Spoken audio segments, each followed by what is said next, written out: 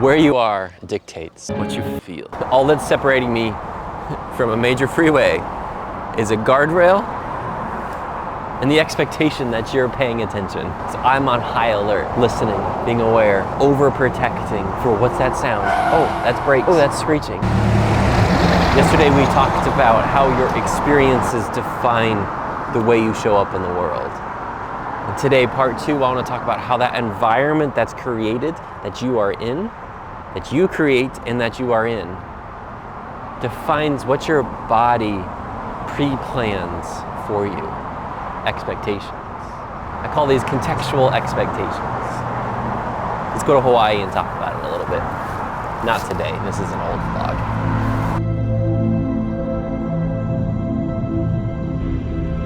We all go through life experiencing things.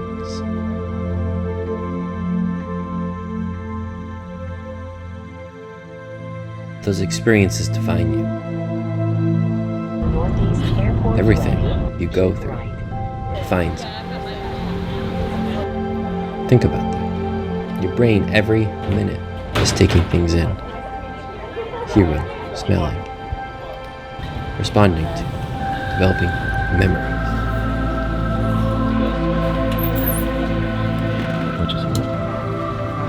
Yep. That's going on inside. There's people in there, yep. I think what's most fascinating about being a human is the ability to create memory. We tend to think of memory as only bad things. Why is it that we first remember the bad? Sometimes only remember the bad. You have to work so hard to remember the good. Your brain does that to save you, to protect you from hurt, from pain. When we only remember what's hurtful, it instantly causes us to second guess what we're doing.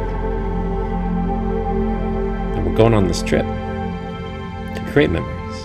And I think that we all want to escape. Escape where we are, what we're doing, and what we're going through, to cover up old memories. At sunset dinner, but how much? Well, what happens if you never Thank you. take care of what happened to you? What do you think about when you're here at a nice little pond, the fish is jumping, and the duck is going? Like, what do you think about? What do you feel?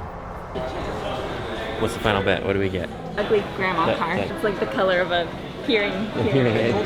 James. The James. The Rover James. Oh, it's a rover. All right, let's find out. I think so, but I can hold it if you want.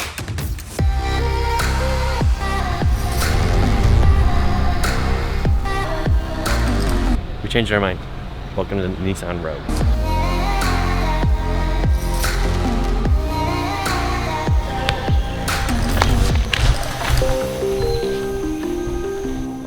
Nothing. It's us.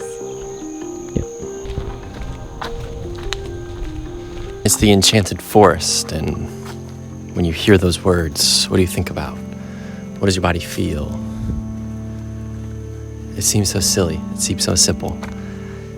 Your brain does these things. Peaceful, heal the birds, relax, feels like camping. Reminds me of camping with my family. I'm feeling nostalgic. I feel at peace, I'm relaxed.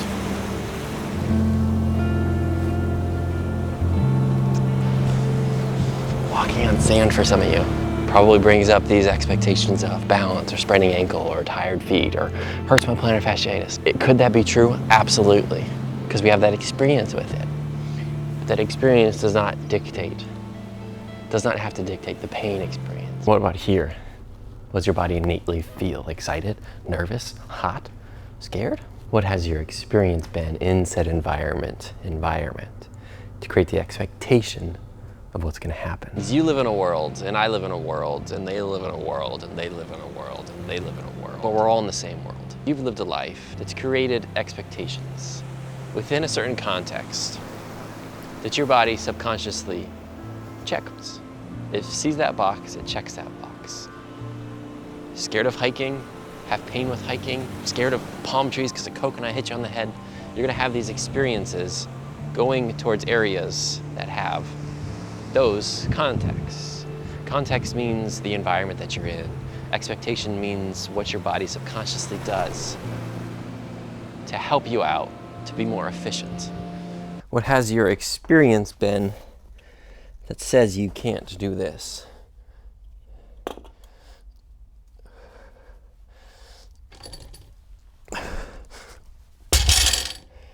I got fat for 2 years, fattest I've ever been, the weakest I've ever been.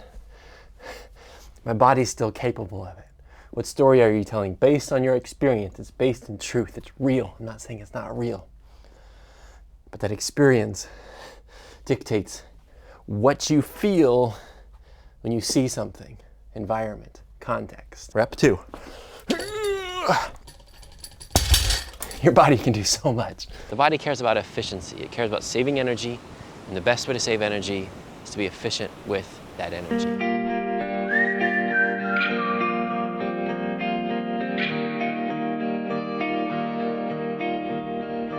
You know, life is beautiful. Everything that we have here is beautiful. And we want so hard to try new things,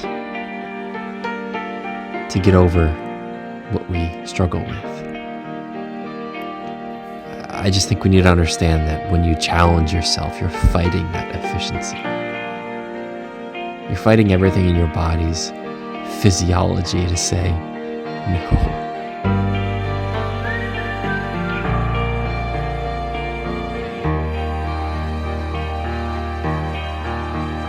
When you have an injury, the same protective mechanism takes over. More importantly, it's triggered by the environment, not what you're doing in the environment. So the Ahupua'a that defines the Ahupua'a was in this cave. Surfaced.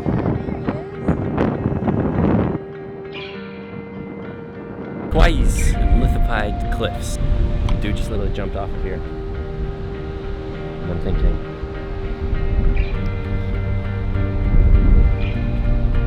we all have different brains that think different things in the environment that we are in.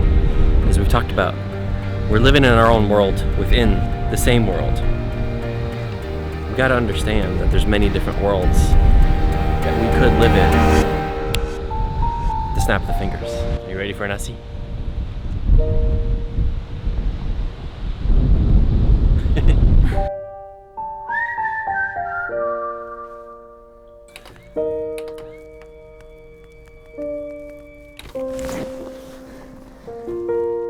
That's better. So, context and literature, literally, the circumstances that form the setting for an event, statement, or idea, and in terms of which it can be fully understood and assessed. Terms and conditions can change all the time, can't they? Always read the T's and C's. The terms of which it can be fully understood. So it's gonna be framed in terms that you can understand. What do we base all of our understandings on? Our experiences. The only way you get good at algebra is by having an experience with it. The only way I became a doctor is by going through the experience. Context shapes everything. It's how you look at everything. The lens that you take. Let's frame it for you. I love this analogy. The terms and conditions just changed. Everything just looks bad. Life is terrible. It's blurry. I have no vision. I can't see where I'm going. I don't know how my body's gonna get better.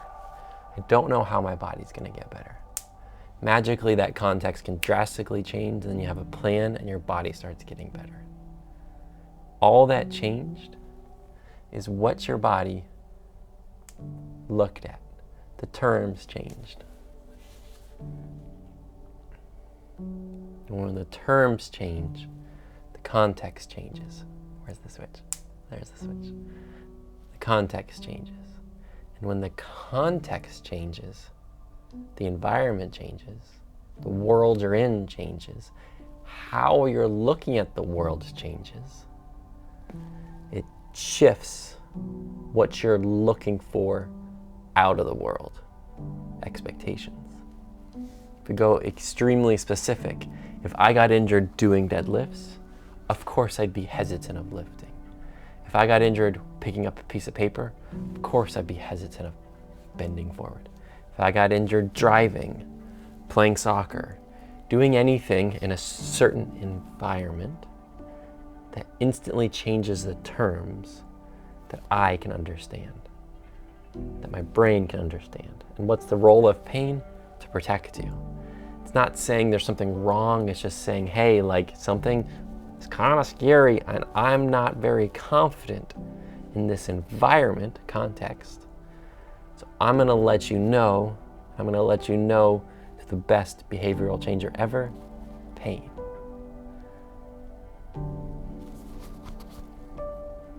That's pretty good. Sounds great, Kurt. What do I do about it? I feel the same way. When I think about these things like great in theory, it still hurts, man. Sounds awesome, it still hurts. What needs to happen next is to understand that what expectations do in your brain, what thoughts do in your brain. Very simple. The Cliff Notes is hippocampus creates memory. If that hippocampus goes to the amygdala, it creates fear. It creates a fight or flight response, and your body says, whoa, heck no, pain. Because you've had a bad experience in a certain context. The T's and C's changed. Ultimately, what I'm trying to say is your body heals, and it takes time and an understanding of what's truly happening, not based in fear.